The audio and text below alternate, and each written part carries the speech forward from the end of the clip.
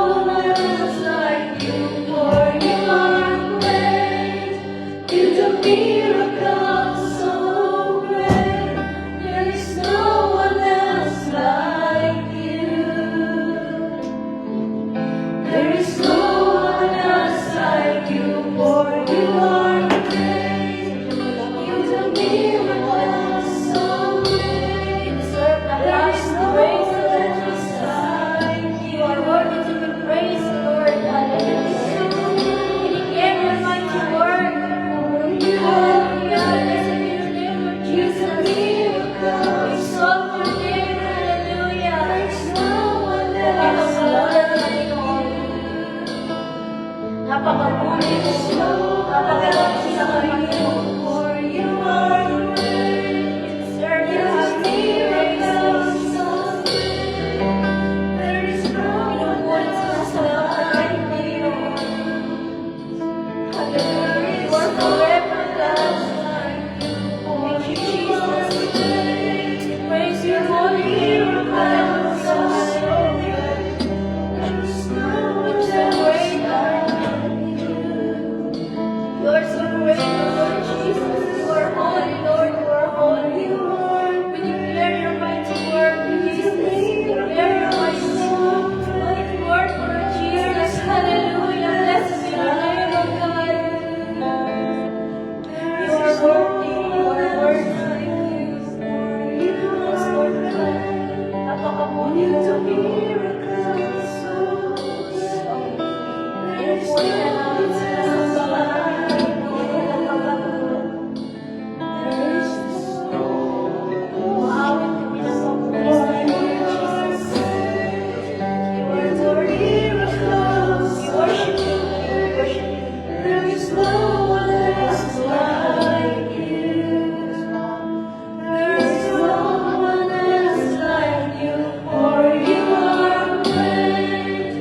you the miracle so great. There is no one else like you.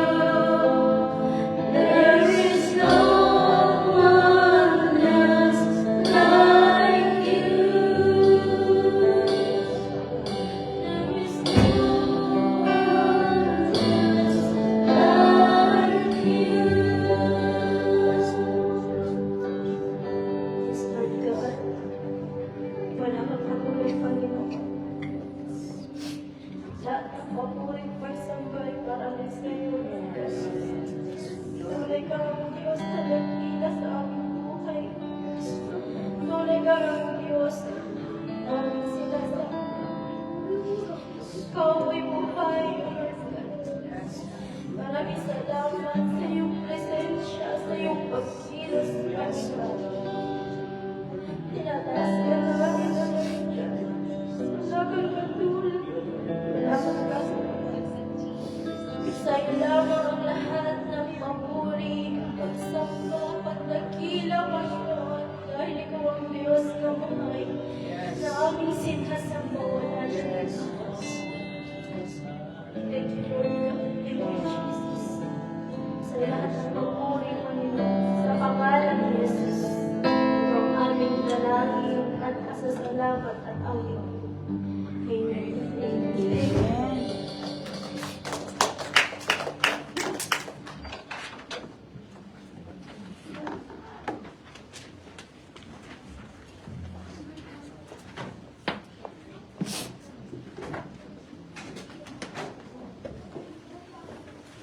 Manatili po tayong nakatayo at tunghayan po natin ang banal na aklat sa Isaiah chapter 9 verse 1 to 7. To us a child is born. Nevertheless, there will be no more gloom for those who were in distress. In the past, he humbled the land of Zebulun and the land of Naphtali. But in the future, he will honor Galilee of the Gentiles by the way of the sea along the Jordan. The people walking in darkness have seen a great light. On those living in the land of the shadow of death, a light has dawned. You have enlarged the nation and increased their joy.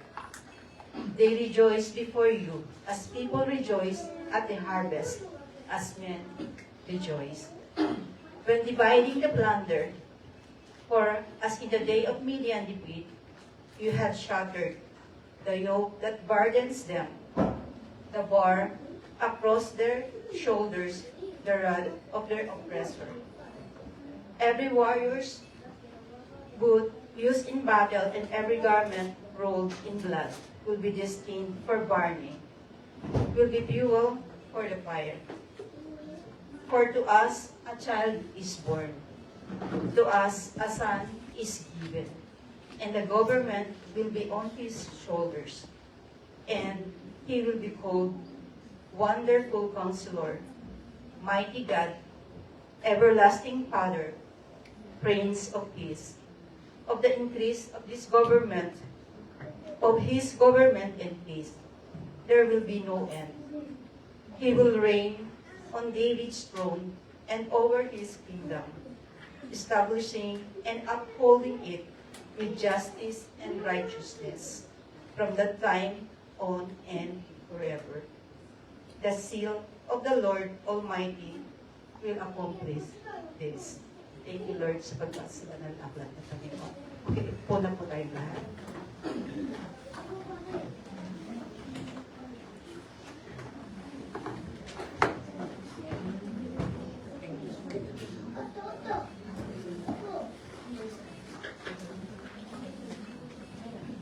Thank you, Sister Lerma. Sa pong malakas sa palakpak sa ating Diyos. Are you blessed? Amen, no? Ang sarap magpuri sa ating Panginoon. Tama po ba? Amen. Tunay na may kagalakan, no po, kapag tayo ay nasa presensya at nasa pagpupuri sa ating Panginoon. So bago po tayo magsimula, tayo manalangin muna po. Ama naming Diyos, Diyos na aming pinagdilingkuran, Diyos na dakila, Diyos na mapagmahal, Diyos na buhay, at aming nararanasan. Salamat po sa hapong ito na patuloy na pinagkaloob niyo sa amin. Salamat sa pagmamahal, salamat sa iyong presensya, salamat sa kagalakan, salamat sa kasiyahan, salamat sa pagpapala na patuloy na aming nararanasan. Tunay na napakabuti mo. Tunay na napakadakila mo. Tunay na ikaw yung Diyos na dapat paglingkuran at sambahin. Salamat sa hapong ito na muli kami nagkatipon-tipon upang pakinggan ang iyong mensahe, upang patuloy na Lord makapaglakad na ayon sa iyong kalooban. Ang aking dalangin sa hapong ito, patuloy na kumilos ka po sa aming mga puso't isipan. Itanim sa amin ang iyong mga salita at patuloy na makita ito sa aming mga buhay. God, pagpalain mo ang bawat isa sa amin. Palakasin mo kami sa pamagitan ng iyong mga salita, Panginoon. And Lord, malaya ka pong kumilos sa hapong ito at patuloy na ikaw ang maitaas sa aming mga buhay. Maraming salamat po sa iyong mataas na papuri, pasasalamat. Sa pangalan ng Jesus we pray. Amen.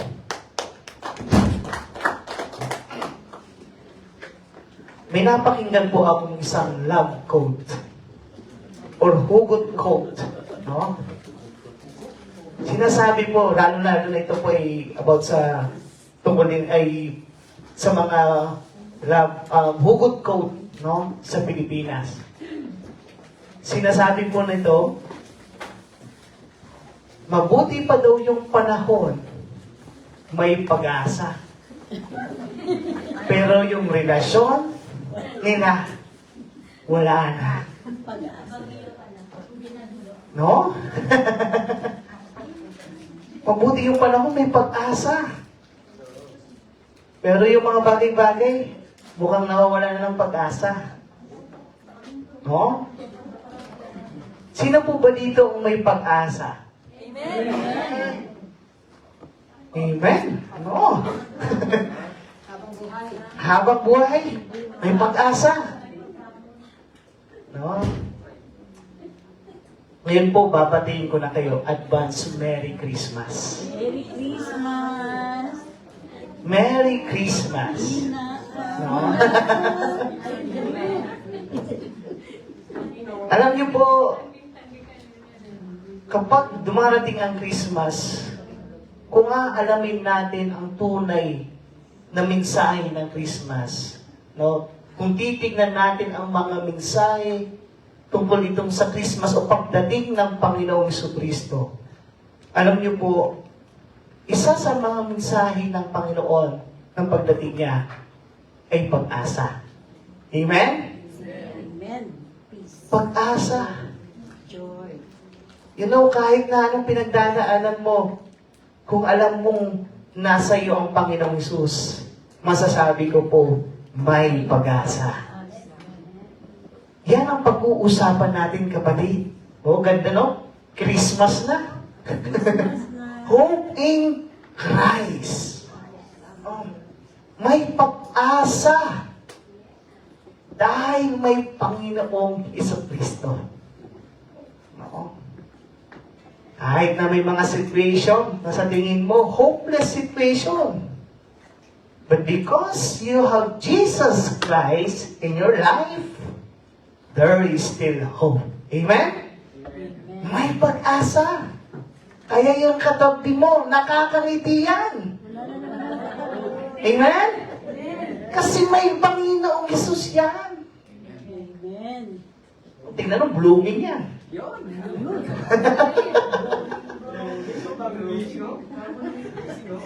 Nagsashine.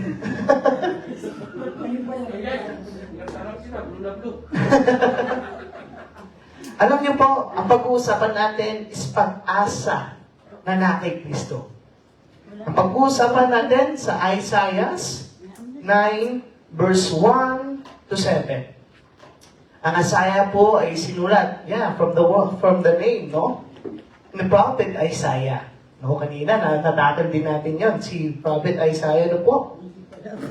Eh, itong sitwasyon na to, sa panahon pong ngayon, sila ay sakop, ang Israelites, ay sakop ng mga Assyrian. Sa panahon po ni na Jacob, nung nawala si Jacob, pinaghati-hati po yung lupain, no? Sa 12 tribes. Nandun si Asher, si Naphtali, si Zebulun, no? Simeon, dahil napakayaman, no? Ni Jacob. Ang lupain na yan ay pinagkaloob sa kanila ng Diyos. At itong lugar na to po ay napakasagana at napakaganda. No? Eh, alam niyo po, dahil nung pagkatapos po ni Jacob, no? Ibinigay niya yung sa kanyang mga anak, yung lupain na yan. And you know, pagkatapos po ng ilang taon, minsan kasi, yung mga Israelita talaga, at karamihan, yung mga Israelita, madaling makalimot. No? Ito'y nakamtan nilang pagpapala ay dahil sa Diyos. Dahil sa patuloy na pagsunod nila sa Panginoon. Ngunit ng ilang taon, years and years to come, dumating yung mga judges, naging suwail ang mga Israelita. And dahil sa suwail ng mga Israelita, kapag saging suwail sila, nagkakagulo. Natatalo sila sa gitna ng sa pagkakaroon ng gera, sila ay nasasako. And dumating sa punto na itong Israel, sa panahon na ng mga hari, nahati sa dalawa. Ito ang tinatawag natin Israel sa northern at sa baba naman ay mga Judah. Northern Kingdom and Southern Kingdom. And dito sa lugar na to, naging suwail dahil sa naging suwail sila sa Diyos. Oh. And nangyari, ang buos ng Israel na sa halip ay pinagpapala ng Diyos. Dahil naging suwail sila, sila ay nasakop ng mga ibang bansa. At sa panahon ni na Isaiah, sila po ay sakop ng bansang Assyrian. No? Sila ay liben ng Assyria. Sila ay nabubuhay sa buhay na sasabihin natin hindi nila gusto. No? Assyria naman is napaka-brutal po nila. In terms of pagpapahirap, nandun yung bagay na matindi magpahirap ang mga taga-Assyria. At sinasabi, bago po dumating sa Isaiah 9, may sinabi po ang Isaiah 8:21. Darating ang araw na they will be distressed and hungry. Magugutom sila. No? They will roam throughout the land. When they are famished, they will become enraged, looking upward, will curse their king and their God. Susumpain sila ng mga hari at ng kanilang Diyos. Then they will look toward the earth and see only distress and darkness, kadiliman, and fearful gloom. They will be thrust into outer darkness. Dahil sa kasuwayan nila sa Panginoong Diyos, ang buhay nila ay mamumuhay sila sa kadiliman. No? In that situation is a life na hindi gugustuhin. Parang ganyan. Nakita niyo po ba? Ha? Sa kadiliman, may makikita ka?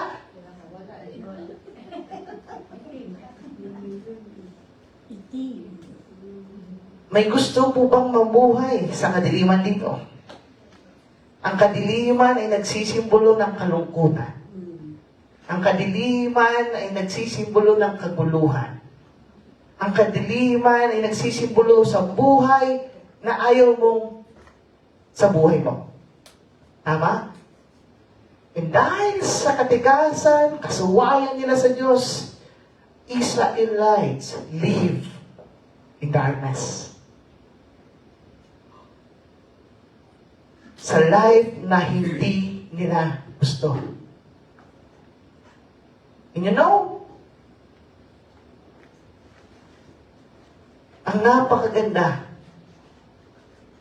sa gitna ng pamumuhay nila sa kadiliman, sa kanilang paghihirap, dumating itong propesya na darating sa hinaharap na isang pangako. No?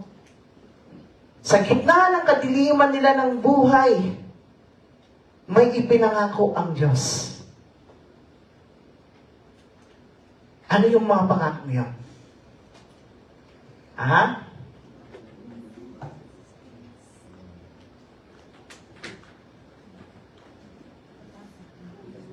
Ha?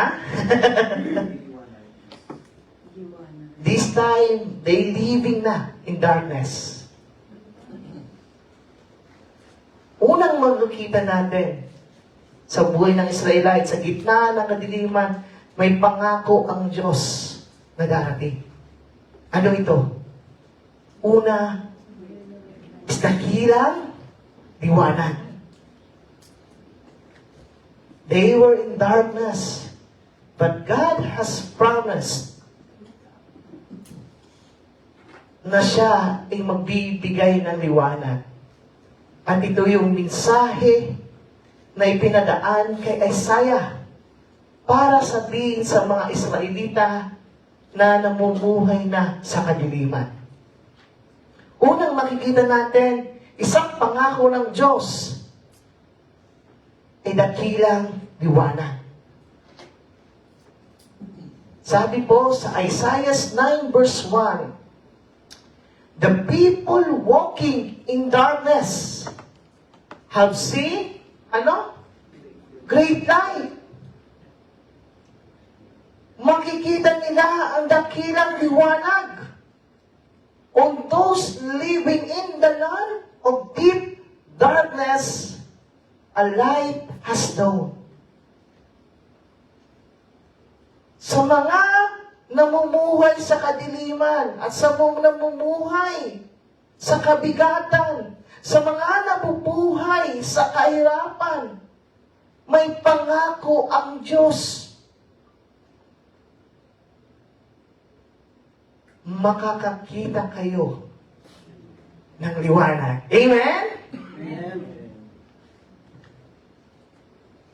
Liwanag sa dilim.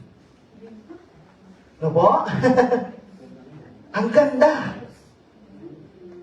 Sa gitna ng kadiliman ng mga Israelita, no, sa panahon na sila ay namumuhay sa kadiliman, sa kaalipinan,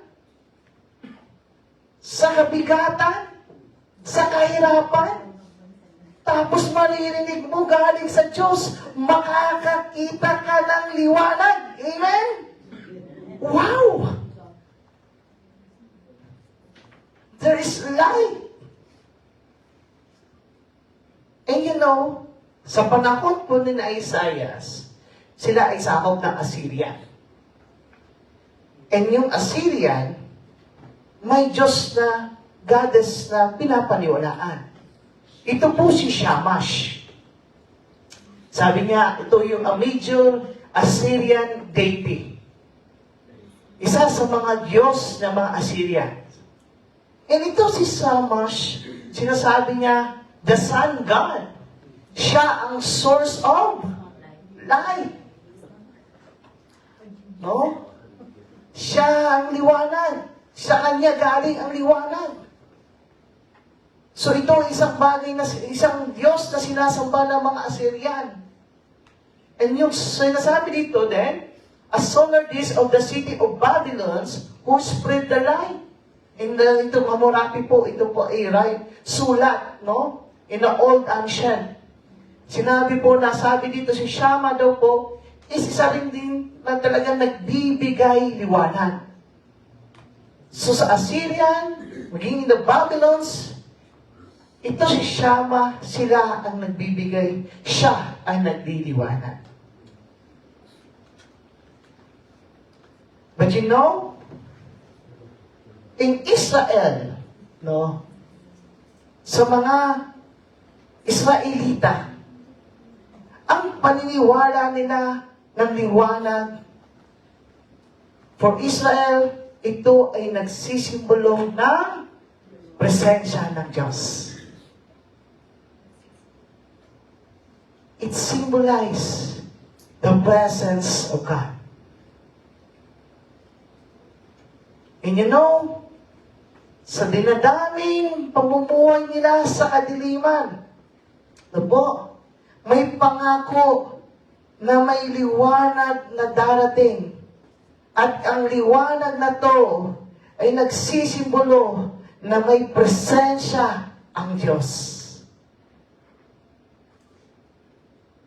Makikita at mararanasan nyo kasama ninyo ang Diyos. Amen? Itong nakikita ang mga Israelita nasa kahirapan, kadiliman, pero may pangako ang Diyos. Sa pamamagitan ni Isaiah, sinabi niya na makikita nyo ang liwanag at mararanasan nyo ang presensya ng Diyos. Amen? And kung titignan natin, nangyari po ba itong propesiyang ito? Propesiya ni Isaiah?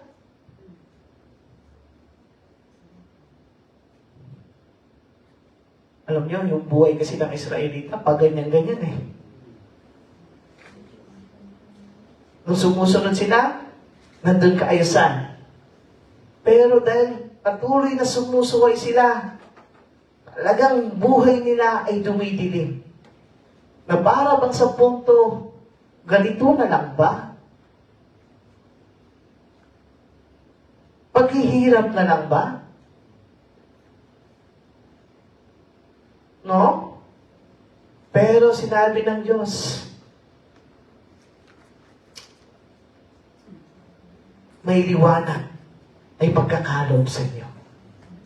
At sinabi po sa Matthew 11:22 to 23, malayong panahon, no? The time ni na Isaiah hanggang sa taon ni Jesus Christ. In Isaiah, it was approximately 700 BC. And dumating si Jesus Christ is nasa 380, about that, 0 to 380.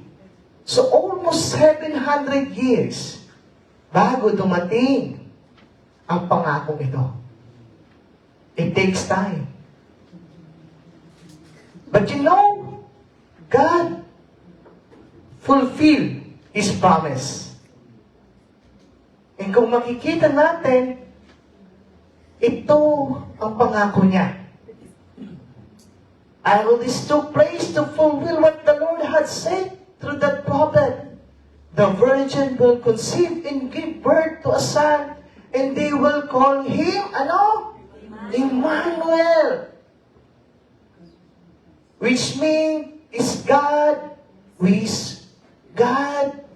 is with us. Kasama mo ang Diyos. Nandun yung presensya ng Diyos. Kasama mo ang Diyos. And you know, yung pagdating ni Jesus Christ, ito ay nagpapakita na kasama mo ang Panginoon Diyos. Amen? Almost many years dumating ang kadiliman ng kahirapan ng mga Israelites. But God gave them a light, a presence of God. Sabi po, kung titignan natin, no? In your darkness, distress, hopeless situation, there is great hope because God is with us through Jesus Christ. Ang mga Israelita namuhay sa kadiliman na para bang wala ng pag-asa.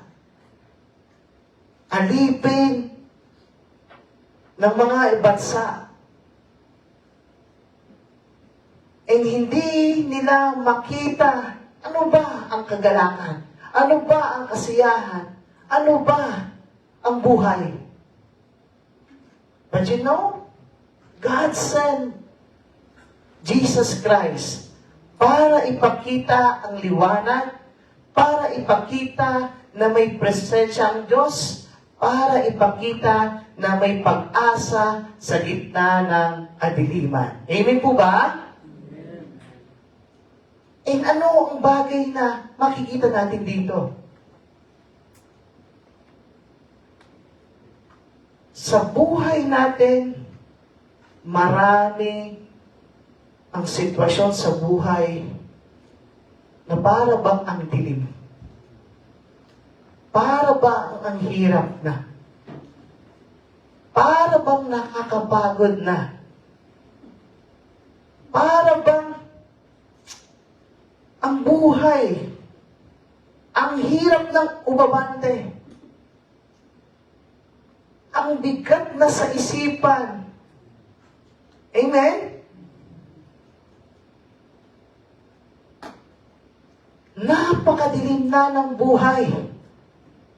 At para bang wala ng pag-asa. Pero, ang Panginoon po, ay nagsasabi, nandun ang Panginoong Hesus.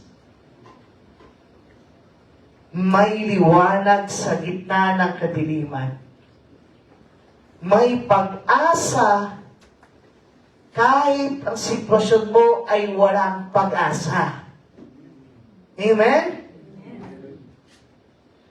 At ito pa, kahit na ang hirap ng sitwasyon mo, nais sabihin ng Diyos, kasama mo siya.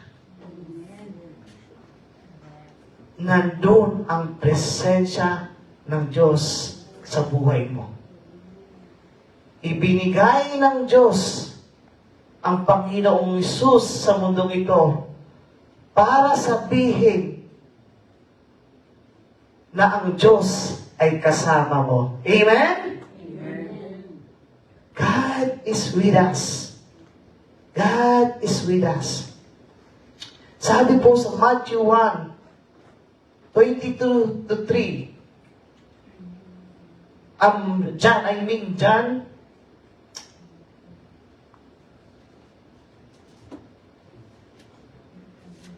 somewhere sa John po, no?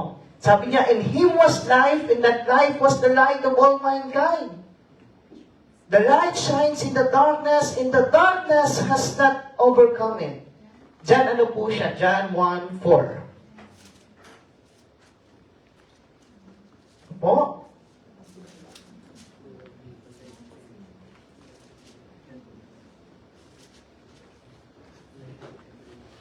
Sabi po dito, nasa Kanya ang buhay, at ang buhay ay siyang ilaw ng sangkatauhan, nagliliwanag sa kadiliman ang ilaw, at hindi ito nagapi kailanman ng kadiliman.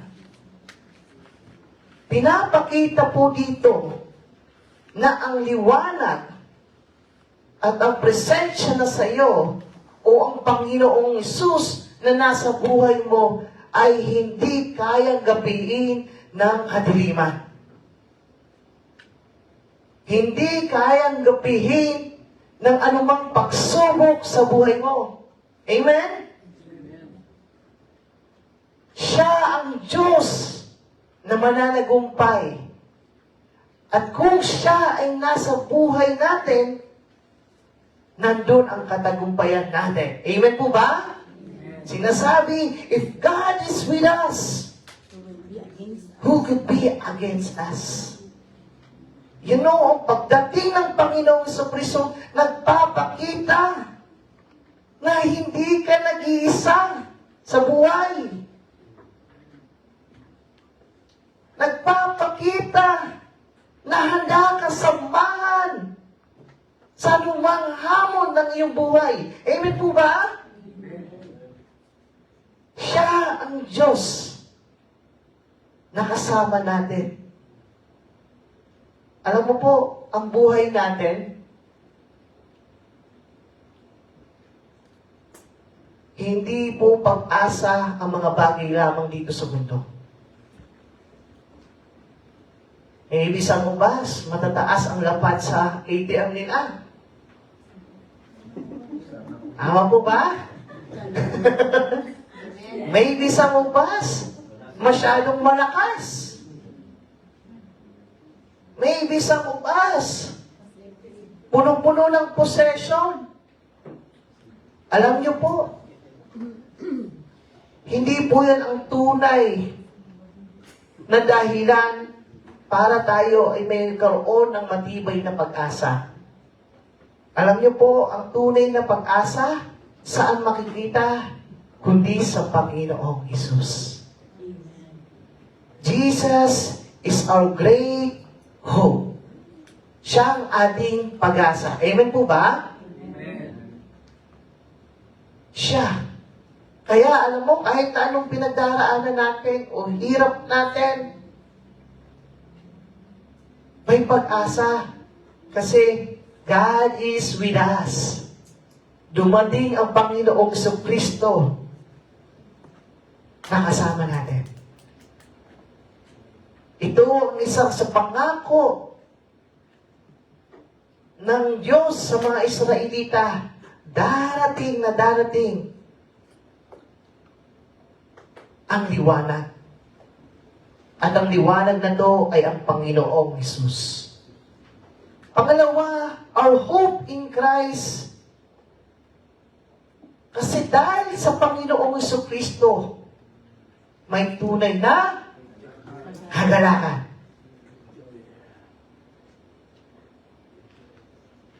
Amen po ba? Nararanasan niyo po ba ang kagalakan sa ating Panginoon? There is great joy in God. Sabi ni Isaiah sa mga Israelita, okay, talaga nandun, naghihirap kayo kasi alipin kayo ng Assyria. Nasa mundo kayo ng kadiliman. Nasa mundo kayo ng paghihirap. Pero in the future, ito ang sinasabi ng Diyos. You have enlarged the nation and increased their joy. They rejoice before you as people rejoice at the harvest. As warriors rejoice when dividing the plunder. Sinasabi ng Diyos, no? Mayroong kagalakan. Itong kagalakan na to ay para kayong nag-harvest. At ito yung kagalakan na kapagkatapos nyo sakupin ang bansa, ay maghahati-hati kayo sa premyo o sa kayamanan. Nandun yung kagalakan.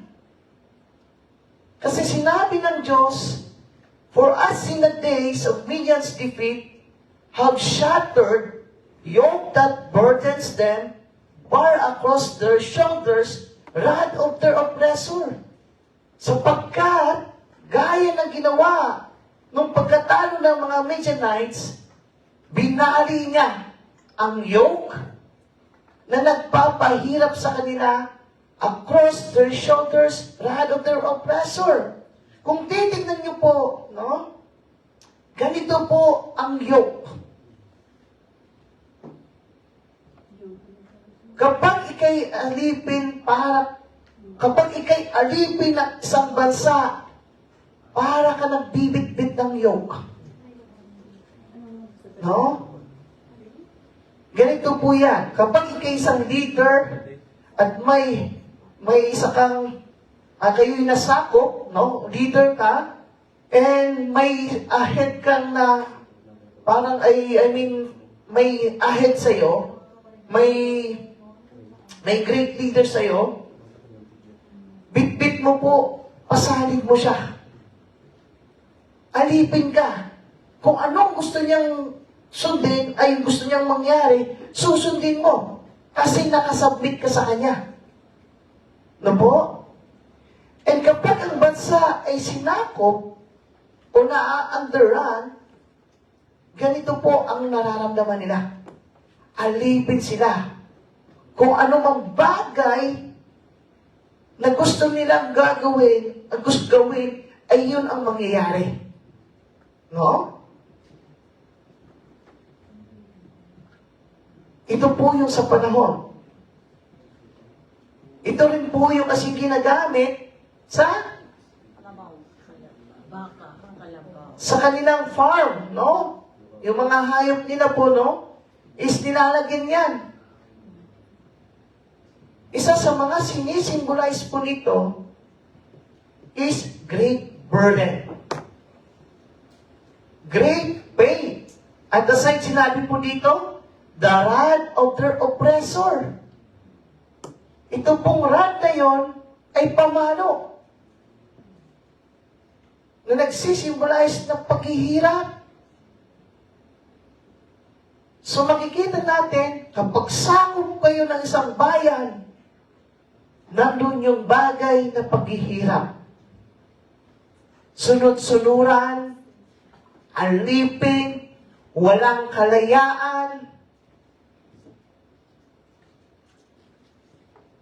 at hindi ka tunay na maligaya. Tama po ba? No, pasalamat tayo, hindi natin na-try na maging alipin. Sabi niya, mukhang alipin ng bas.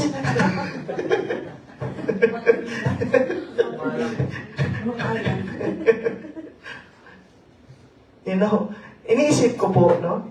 Kung tayo ay mamumuhay sa panahon ngayon, ano kaya ang pakiramdam din natin? No? Makakaya kaya natin? Araw-gabi, alipin ka kasi. Magtatrabaho ka.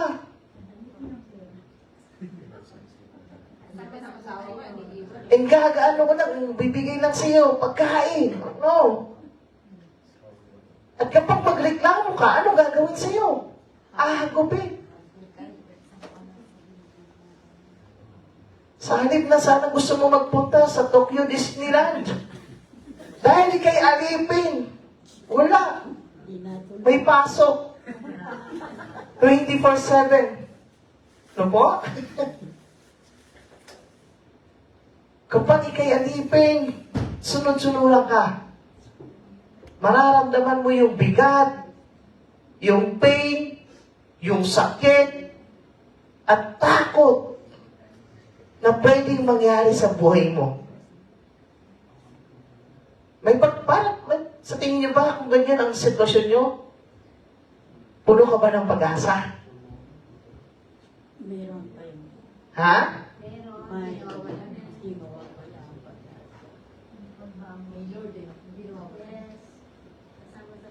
Sa sitwasyon parang hopeless. Tama? Para yung ganito. Gusto mo na makapunta ng Tokyo Disneyland. masyadong may Alipin na walang pera.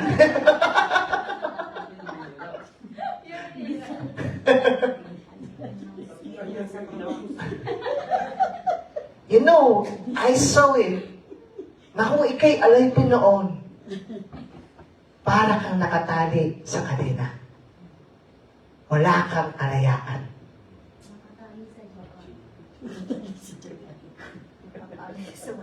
But you know, ang sinabi ng Diyos kay Isaiah na sabihin niya, na one day,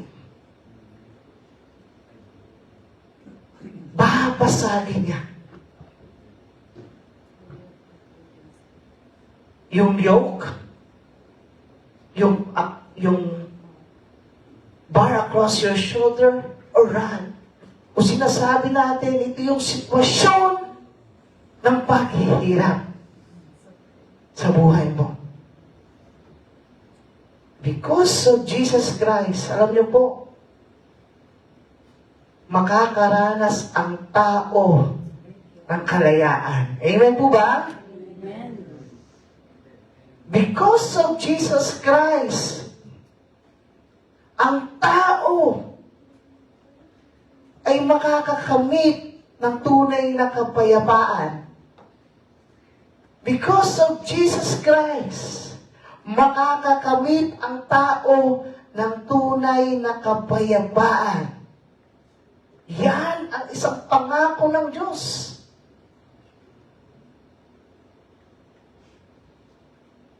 At you know, because of Jesus Christ, no? Dahil sa pangako ng Diyos sa kanila, ito po, mararanasan yung tunay na kagalakan at unexplainable joy because of Jesus Christ. Sinabi doon, no para ka nag-harvest. Sino po ang naranasan na umani dito? Ha? Malay, tsaka kamote. Katatanim ko pa lang yun. Ang pagpapalaya po ng Panginoon, no? Taon pa naman. Yung bagay na gawa ng Diyos ay magbibigay ng tunay na kagalakan. At tunay na hindi mo maipapaliwanag na kasiyahan. Amen. And this is the time na talagang ninanais ng mga Israelita na makamtan at maranasan nila. At ito'y nakakamtan lamang sa pamamagitan ni Yesu Kristo. You know, sabi doon, kung makikita po natin, no? Itong propesya ito na mangyayari. Nung nakita nila, yung habang yung manger, ay yung magay, ay naglalakbay para hanapin itong prophecy ni Isaiah. Nakita nila ang star. At itong star nito, alam nila na ito na ang Messiah. And itong bagay na to ay nagbigay sa kanila ng great joy. Alam niyo po, pag nakita po natin ang Panginoong Sus, mararanasan po natin ang tunay na kagalakan. Amen po ba? Amen. There is great joy in Jesus Christ. And ito po, ang Panginoong Isus.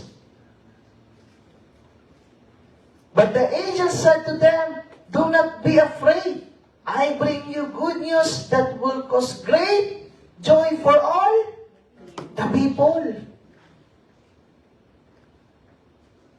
Today in the town of David, a Savior has been born to you." Sino siya? He is the Messiah, the Lord. Sa tinatagal-tagal ng paghihintay nila, nandun na yung excited sila na makita ang tagapagligtas. At itong tagapagligtas na to ay ang magbibigay ng kagalakan sa buhay nila. Bakit? No? Bakit? Sino ba ito? Siya lang naman ang dakilang tagapagligtas ng buong mundo. Amen po ba? He is the great Savior. Kaya masasabi mo po, no? Sino ba ang hindi nagagalak kapag sila ay naliligtas?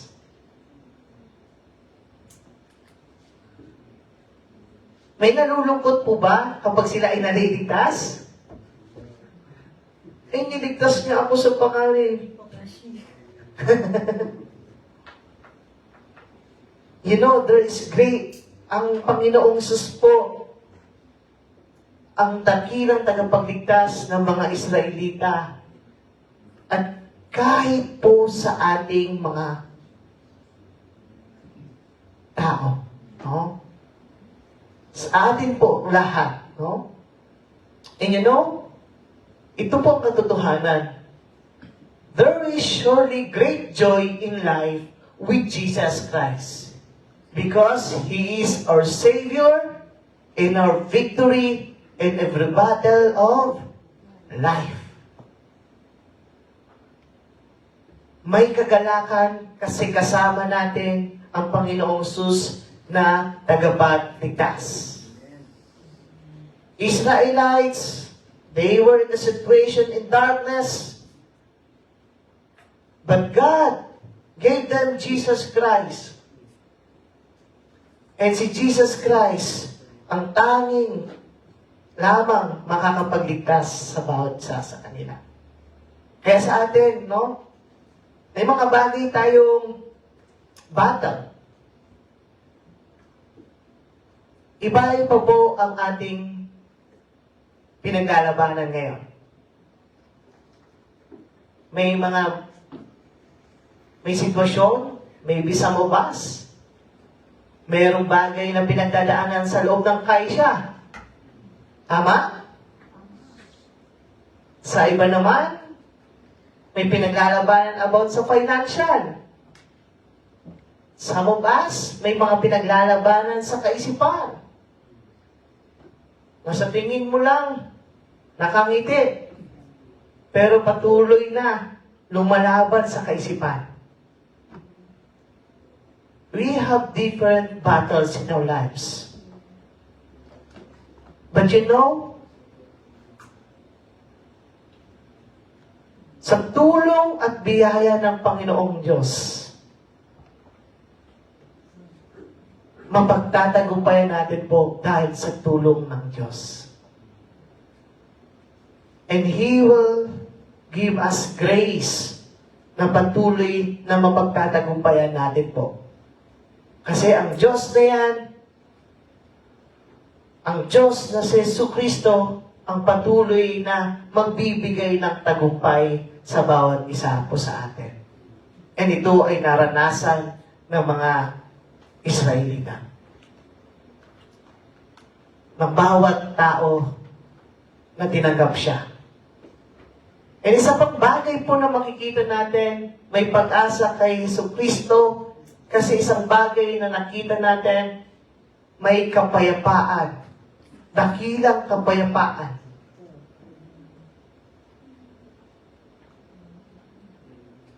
On the time, in Isaiah 9 verse 6 to 7, sabi diyan, in the future, ganito ang mangyayari. For to us child is born, to us a son is given, and the government will be on his shoulder, and he will be called Wonderful Counselor, Mighty God, Everlasting Father, Prince of Peace. Of the greatness of his government, anong mangyayari? There will be peace. Peace.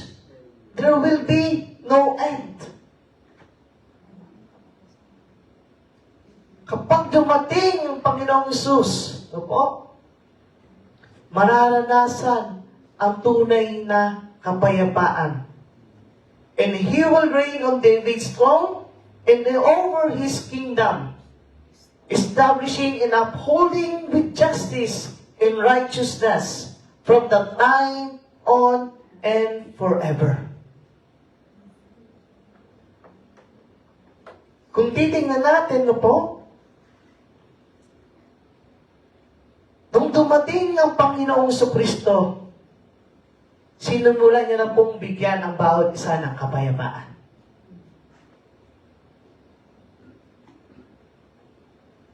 Nung tinanggap natin si Jesus Christ sa ating buhay, nagkaroon din po tayo ng kapayapaan.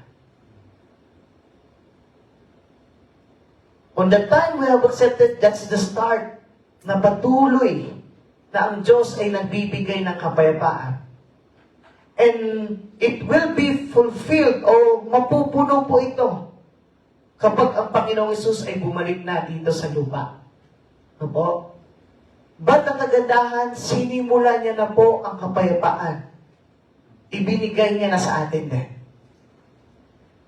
And you know, ano tong peace na to, no? Kung titignan natin, when peace, sinasabi, hindi lang po ito sa lack of war.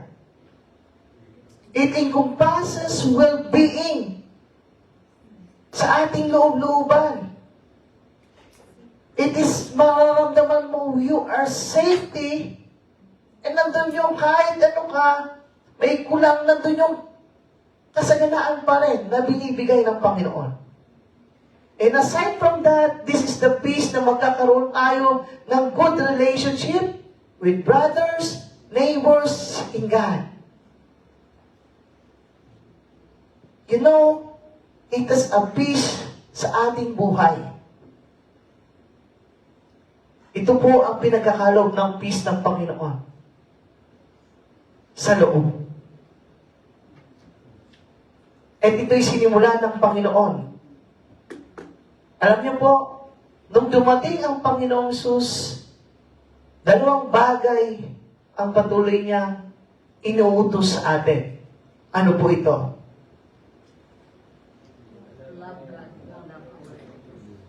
Sa kanyang paghahari sa ating buhay, may dalawang utos na nais niyang pagawa sa atin. Ito po ay love God and love our neighbor. Sa kanyang paghahari. Kasi alam mo po, ang paghahari ng Panginoon, ang isa sa pinakapundasyon niya ay pagmamahal. Tama mo ba? Kasi isa sa katanggian niya ay pagmamahal. And you know, is this real? When there is real love, there is real peace. Amen. Kung may tunay na pagmamahal, may tunay na kapayapaan. And sa atin, ang tunay na pagmamahal ay makakamtan lamang natin sa ating Panginoong Jesucristo. Sabi niya po sa Philippians 4 verse 6 to 7, "And the peace of God, which transcends all understanding, will guard your heart and your minds in Christ Jesus." Sa pamamagitan ng Panginoong Hesus, nagkaroon po tayo ng kapayapaan na galing sa Diyos. At sinabi po sa John 14:27, sinabi niya po, anong iniwan sa atin ng Diyos? Ng Panginoong Jesucristo. Peace I leave with you. My peace I give you. I do not give to you as the world gives. Ano ang kapayapaan na binibigay ng mundo? Temporary lamang. Pero ang kapayapaan na binibigay ng Diyos, buo at hindi kulang-kulang. Do not let your hearts be troubled and do not be afraid. Ang isang bagay na binigay din sa atin ng Panginoong Hesus nang dumating siya ay tunay na kapayapaan. Kaya alam niyo po, sa buhay natin, may tunay na pag-asa sa Panginoon. Amen.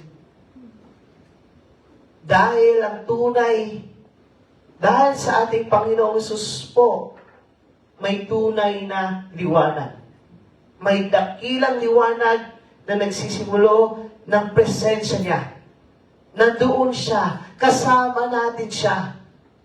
And aside from that, there is hope in Christ dahil nandun yung may kagalakan